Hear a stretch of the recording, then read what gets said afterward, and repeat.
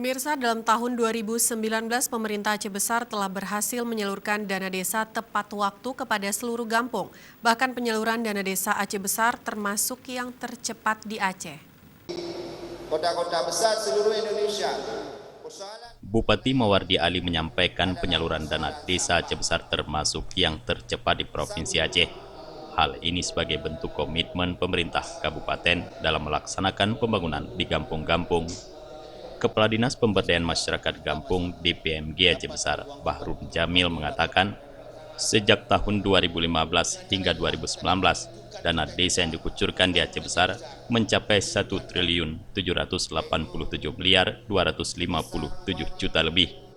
87.250.724.000 rupiah yang terdiri atas tahun 2015 sebesar 150.476.096.096 rupiah.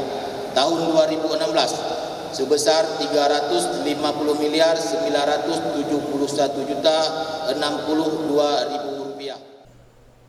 Dengan jumlah dana desa yang telah dikucurkan selama tahun 2019, peran serta para kecil dan seluruh perangkat kampung sangat dibutuhkan dalam rangka memajukan dan mensejahterakan 392.000 jiwa masyarakat Aceh Besar yang tersebar di 23 kecamatan dan 604 kampung. Dari Aceh Besar, Tim Liputan Aceh TV melaporkan.